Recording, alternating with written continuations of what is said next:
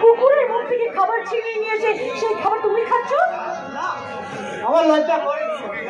লজ্জা তো তাদের পাওয়া উচিত যারা গরিবের রেশনের চাল চুরি করে নিজের ব্যাংক ব্যালেন্স বাড়ায়, যারা গরিবের পাওনা ব্যাংকে তাদের অনেক টাকা আছে, তাদের পাওয়া উচিত লজ্জা, তাদের পাওয়া উচিত যারা রাজনীতির মুখোশ করে জনগণের সেবার নাম করে জনগণকেই শোষণ করে। কি আজে বাজে কথা বলছো? মাঝে মাঝে নয় বাবা, মাঝে মাঝে নয়। ওই যে মস্ত বড় একটা প্যান্ডেল দেখতে পাচ্ছ, গতকাল ওই বাড়িতে একটা বাচ্চার জন্মদিন উপলক্ষে বহু লোক খাওয়া দাওয়া করেছে। ওরা যত না খেয়েছে নষ্ট করেছে তার দ্বিগুণ।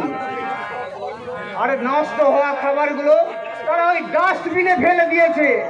কিন্তু ওরা কি জানে না এক মুঠো খাবারের জন্য কত মানুষ হাহাকার করে মরছে।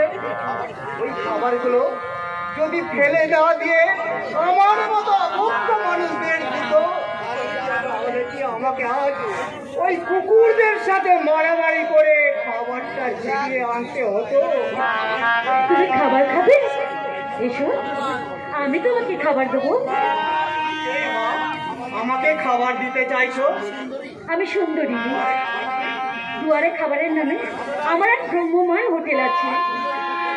আর তুমি ওই ফুটপাতের নোংরা খাবার একদম মুখে তুলবে না। আমি রোজ তোমাকে গরম গরম খাবার দিয়ে যাবো বাবা। তাই বুঝি? কিন্তু আমার কাছে তো কোনো টাকা নেই, তোমার খাবারের দাম দেবো কি করে মা? মা বলে যখন ডেকেছো, তখন কি আমি আমার বুড়ো ছেলেটার কাছ থেকে আমি দাম নিতে পারি? কি বললে? তুমি আমায় তোমার বুড়ো ছেলে বললে? আমার তোমার এত দয়া মা? আমি একটা ভিখারি পাগল যেন তুমি আমায় আমার বোন বলছে তুমি ভিখারি নয়।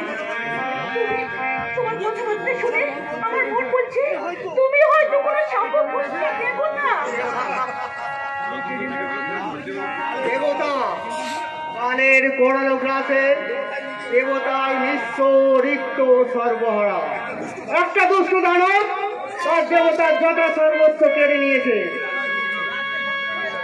ভিখারি বানিয়ে দিয়েছে। কিন্তু ওই দুষ্ট দানব তার পাপের সাজা পাবে, এক দেবতা তার ফিরে পাবে তার দেবত্ব।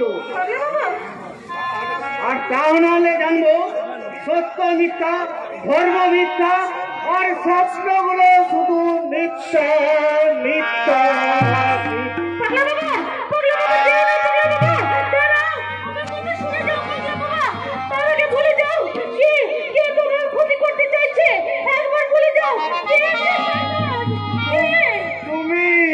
তুমি আমার স্বপ্নগুলো মিথ্যে করে দিতে চাইছো।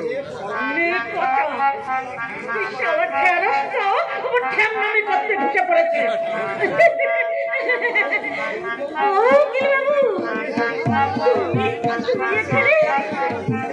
আরে আমি তোমায় সেদিন থেকে গরু খোঁজা করছি। একটা কথা বলি শোনো, বাবুর লোক দেখিয়ে তার বাচ্চা সমাজ পেটে দিতে চাইছে, তুমি কিন্তু মোটেই রাজি হবে না।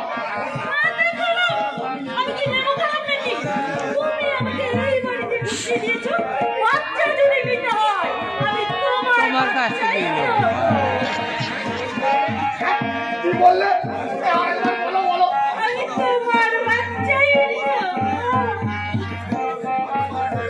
স্বপ্ন ব্যক্তিগত আমি দেখছি বাবু তোমাকে নিয়ে ঘর বাঁধার স্বপ্ন। ওই পাগলাটার সাথে বিয়ে করলো, মনে মনে জানে তোমাকেই ভালোবাসি। বলো কি সাকি? আমি তো কল্পনাও করতে পারিনি তুমি আমার মনের ভিতরে কেমন শীত কেটে বসে আছো। তোমার কথা শুনে আমার এই শুকনো মনের পিরিতির আগুন জেগেছে, তাই তো আজ আমার প্রাণ খুলে বলতে ইচ্ছে করছে। হারামজাদা কিছু না ধরাবো, কিছু না, কিন্তু আপনি এখানে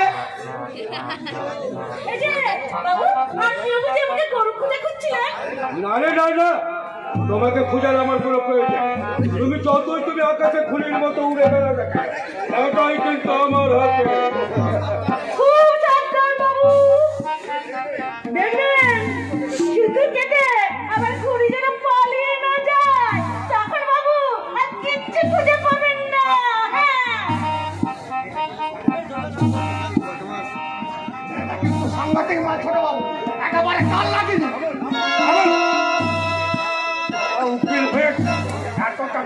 দুটোতে পুষতেছি বলে তোকে আমি মেয়েটার পেছনে ঘুরঘুর করার জন্য। আরে দূর মশাই, আপনি কি ভেবেছেন আমি ওই বাজারে মেয়েটার সাথে প্রেম আলাপ করতে এসেছি? মোটেই না। আমাদের কাজটা যাতে সুস্থভাবে হাসিল করা যায়, তাই তো ওকে আমি পটাতে এসেছিলাম। আমাকে আরো অনেবে তবু মোচ খাবে না। দেখো সব এটা তো মাথাকে টাইট দিতে আমার বন্ধু মস্ত আমি রিচিং করে ওর বলটা তোপার ওপা করে দিয়েছি। আমারে বল কি দিওস তো? এক্সকিউজ মি স্যার, আপনি আমায় ডেকেছেন? হ্যাঁ তো, আমি তোমায় ডেকেছি। আমার কাছে খবর আছে তুমি মন দিয়ে সততার সঙ্গে কাজ করছো বলে কারখানার কিছু অসৎ আর ফাঁকি পেয়েছি শ্রমিক মিলে তোমার দাদার সঙ্গে তোমাকে কারখানা থেকে তাড়াবার জন্য এমন ষড়যন্ত্র করছে। এ আপনি কি বলছেন স্যার? যে দাদাকে আমি দেবতার মতো শ্রদ্ধা করি সে কখনো এত বড় আমার ক্ষতি করতে পারে না। আপনি হয়তো ভুল ইনফরমেশন পেয়েছেন। তুমি বড্ড সরল জয়ন্ত, তার জীবনের জটিল অঙ্কগুলো তুমি ধরতেই পারছো না। আচ্ছা তুমি একটা কথা ভেবে দেখো তো, তোমার দাদা তো ম্যানেজমেন্টে একটা ভালো পোস্টে চাকরি করছে। তুমি এত ভালো স্টুডেন্ট জেনেও আগে কেন তোমার জন্য চাকরি প্রমোশন করেনি? ঠিকই তো, আসলে উনি ভাবতেই পারেননি যে তুমি চাকরি পেতে পারো। আর দিনের পর দিন তুমি যেভাবে উন্নতি করে চলেছো তাতে নিজের যোগ্যতায় তুমি যে অনেক দূরে উঠবে তাতে কোনো সন্দেহ নেই। অদূর ভবিষ্যতে তুমি যদি কখনো তোমার দাদার ম্যানেজারের পোস্টের দিকে হাত বাড়াও, তাই তোমার দাদা স্যার এক ভাইয়ের উন্নতিতে আর এক ভাইয়ের হিংস হবে না, এটা কখনো হয় জয়ন্ত? ভাইয়ে ভাইয়ে বিবাদ পুরাণেতেও ছিল আর আজও আছে। সময়ের আগে সাবধান হতে না পারলে ভালো, নইলে উন্নতির হয়তো একটা মিথ্যে অপবাদ দিয়ে তোমাকে চাকরি থেকে ছাঁটায়। বেঈমান, বিশ্বাসঘাতক, সততার মুখোশ করে এটাই ছিল তাহলে তোমার আসল রূপ। বাবার অবর্তমানে তোমাকে আমি যে আসলে বসিয়েছিলাম, কেন তুমি এভাবে পাল্টে গেলে দাদা? কেন কেন কেন?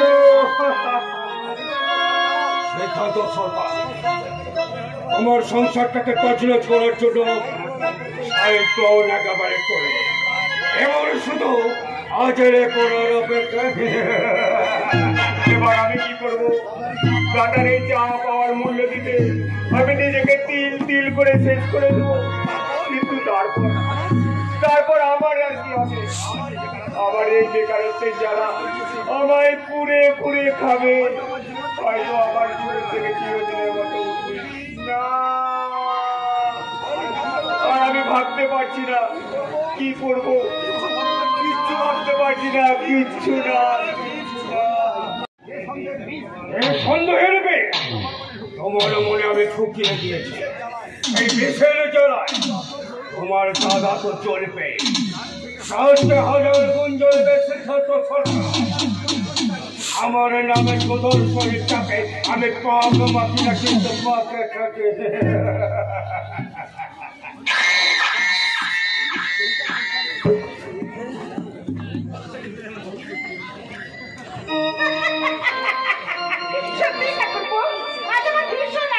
ভগবান মুখ তুলে চেয়েছেন, তাই তো আমার এই মরার সংসারে আবার আনন্দের জোয়ার হয়ে যেতে চলেছে। মেজর ঠাকুর চাকরি পাওয়ার পর থেকে একেবারে উর্মি বদলে গেছে। আমি কিন্তু এখনো মেজবাবুকে বিশ্বাস করতে পারছি না। বাবু সামনে ভাগ লাগলে যে কোনো সময় ও পাল্টি খেতে পারে। না শুনতো না, সত্যি উর্মি একেবারে আগের থেকে পাল্টে গেছে। এখন এই সংসারের সমস্ত কাজ ও নিজে হাতে করছে। লক্ষ্মীবারে নির্জলা উপোস থেকে লক্ষ্মী মায়ের পুজো করছে। তাই যদি হয় তাহলে মেজদার চেয়ে বেশি সুখী আর কেউ হবে না বড় বৌদি।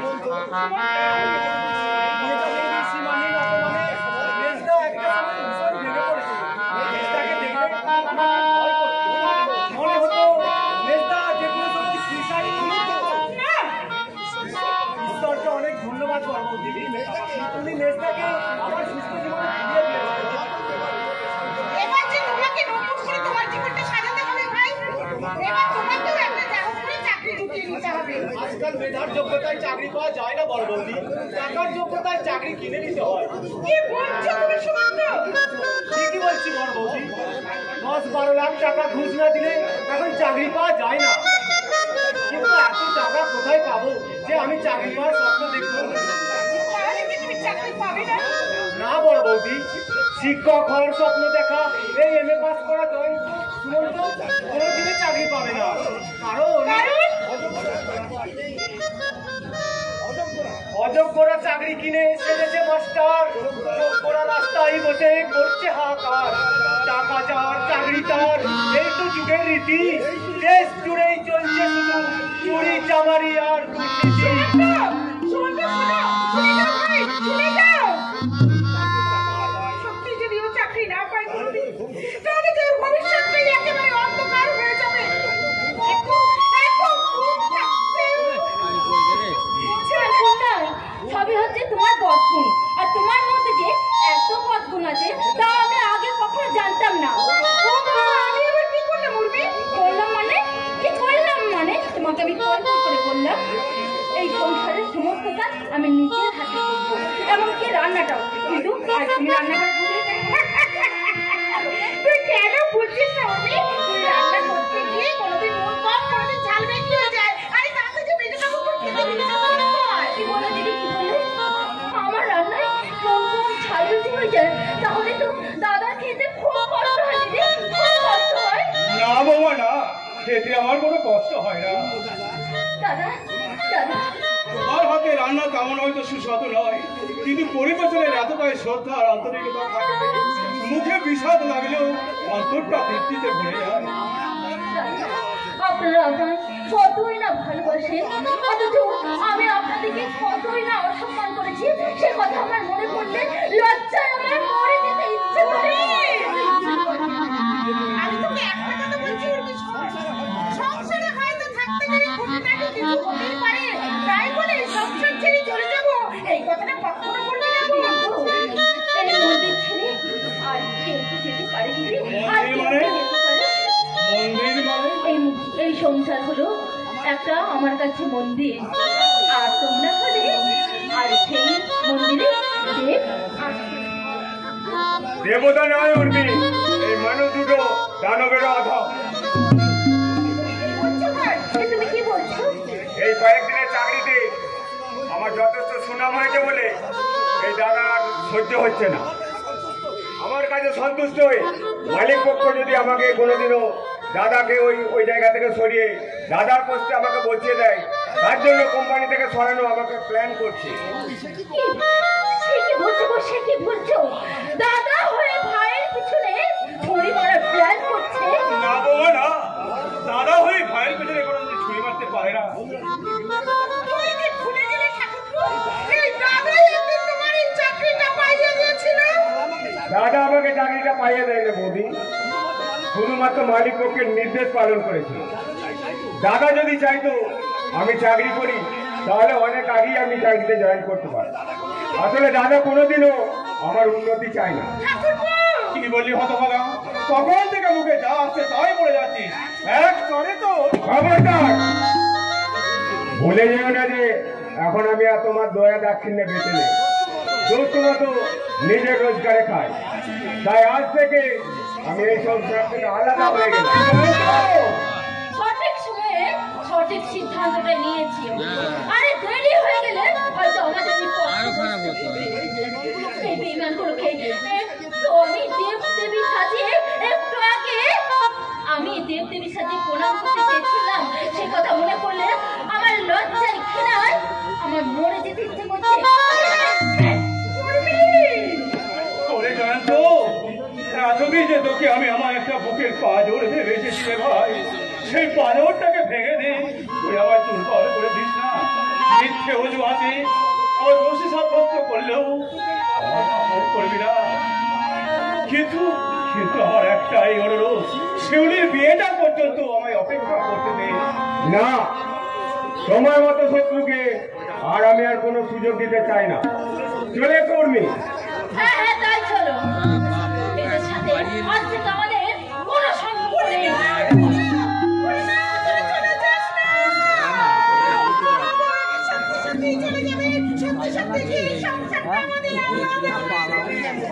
জানি না বন্ধুরা, আমি কিচ্ছু জানি না। তবে এই সংসারটা এবার কি হবে? ভাই বোনকে মানুষ করতে আমি যে আমার শেষ সময়, এবার আমি শিউলির বিয়ে দেবো কি করে? শিউলির দায়িত্ব আপনাকে চিন্তা করতে হবে না। শিউলির দায়িত্ব আমি নিতে চাই। তুমি কি বলছো ভাই? আমি শিউলিকে ভালোবাসি আর শিউলি আমাকে ভালোবাসে। তাই আপনারা চাইলে আমরা বিয়ের কাজটা তাড়াতাড়ি ছেড়ে দেবো। হ্যাঁ, তোমরা বিয়ের জন্য প্রস্তুত হও, যত শীঘ্র সম্ভব বিয়ের জন্য প্রস্তুত হও, যত শীঘ্রই সম্ভব। কি যে আনন্দ হচ্ছে তোমাকে আমি বলে বোঝাতে পারবো না ইন্দ্র। শিউলিকে দেখছি না কেন দিদি? শিউলি কি বাড়িতে নেই? না ভাই, তোমার দাদা মালিকের ভাইটা সবাই শিউলিকে একটা রাস্তায় কাটিয়ে গেছে। দুদিন বাড়িতে আসেনি, তবে আজ ফিরে এসে হয়তো আমাকে বলবে, মোদি মোদি ঘরের সমস্ত জানলা দরজা বন্ধ করে দাও, ঘরের সমস্ত লাইট জ্বালিয়ে দাও, ওই শয়তানটা আমার পেছনে এদিকে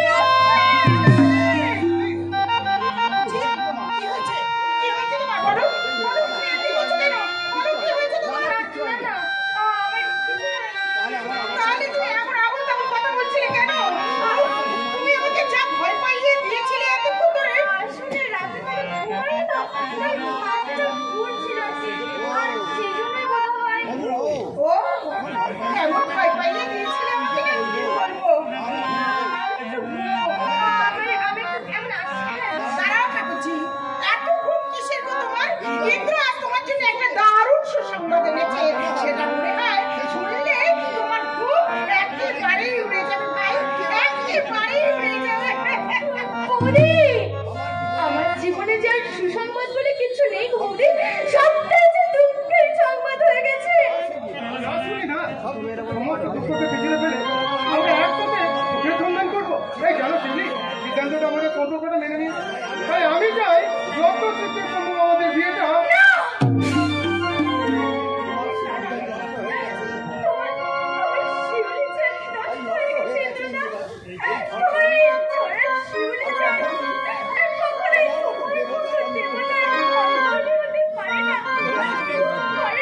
কি হলো শিউলি, তুমি আমাকে দূরে সরে গেলে কেন?